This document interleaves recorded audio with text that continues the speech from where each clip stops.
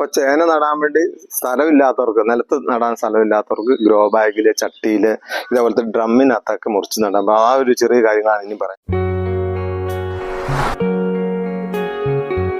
അപ്പൊ ആദ്യമായിട്ട് നമ്മൾ മണ്ണൊക്കെ നല്ല റെഡി ആക്കിയിട്ടുണ്ട്. ഏറേഷനുള്ള മണ്ണ് കണ്ടില്ലേ. ഇതിനകത്ത് മണ്ണ്, ചാണകപ്പൊടി, ചകിരിച്ചോറ്, ലേശം മണല്, ലേശം എല്ലുപൊടിയൊക്കെ ചേർത്തിട്ടുണ്ട്. അതിന്റെ ഒത്ത സെന്ററിൽ വെക്കുക.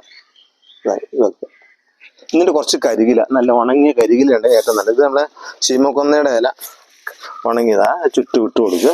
ഒരു 2-3 പിടിയും കിട്ടേക്കണം. അപ്പൊ അത് ഏറ്റവും നല്ല വളമാകും. തുടക്കത്തിൽ ഇവർ ഇത് ദ്രവിച്ചിട്ട് നല്ല വളമാകും. പിന്നെ നല്ല തണലത്തിട്ട് ഉണങ്ങിയ ചാണകപ്പൊടി കണ്ടില്ല. ചാണകപ്പൊടി വളരെ പ്രധാനപ്പെട്ട കേട്ടോ.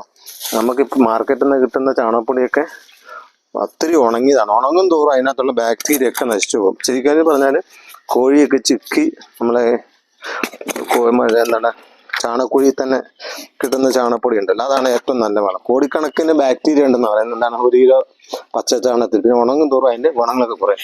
അപ്പൊ നമ്മൾ ഡ്രമ്മിനകത്ത് നട്ടു കഴിഞ്ഞു. ഇനിയിപ്പോൾ അതിന്റെ മുകളിൽ കുറച്ച് മേൽമണ്ണ് കൂടെ ഇടണം.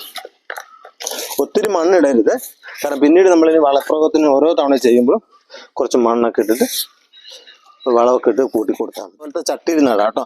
ചട്ടിയിലാണെങ്കിൽ ഇതൊരു ഏകദേശം ഒരു 400 ഗ്രാമുള്ളൊരു ചേന വിത്താണ്. നമ്മൾ ഇതിൽ ചെറിയൊരു കുഴി ഉണ്ടാക്കി ഒരു 75% മണ്ണ്, അല്ല 60-75% മണ്ണ് നിറയ്ക്കാൻ പാടില്ല. ഇതും ഇതുപോലെ തന്നെ വളക്കൂറുള്ള മണ്ണാട്ടോ.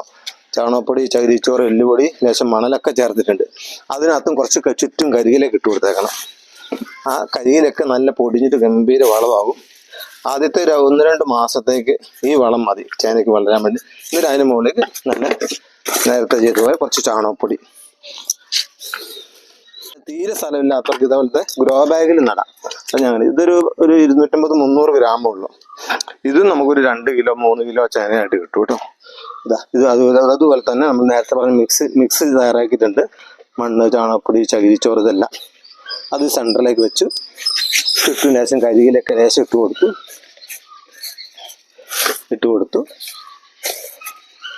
അതിന് മുകളിൽ ചാണകപ്പൊടി ഇട്ടേക്കണം. ചാണകപ്പൊടി നമ്മൾ നേരത്തെ മിക്സിനകത്ത് ചേർത്തിട്ടുണ്ട്. എന്തിന് തണുപ്പ് കിട്ടാനും കുറച്ചുകൂടെ വളം കിട്ടാനാണ്. പിന്നെ ഇതിലേക്ക് ലേശം മണ്ണ്, മേൽമണ്ണ്, രണ്ടിലും മേൽമണ്ണ് ഇട്ടേക്കണം ലേശം. അപ്പൊ നമ്മൾ ഡ്രമ്മിനകത്തും ചട്ടിയിലും ഗ്രോ ബാഗിലും ഒക്കെ സ്ഥലമില്ലാത്തവർക്കൊക്കെ ചെയ്യാൻ പറ്റുന്ന മോഡലാണ് ഇപ്പോൾ കാണിച്ചത്. എല്ലാവർക്കും ഈ വീഡിയോ ഉപകാരപ്രദമാകുമെന്ന് വിചാരിക്കുന്നു. മറ്റൊരു വീഡിയോയുമായി വരുന്നതാണ്. നന്ദി, നമസ്കാരം.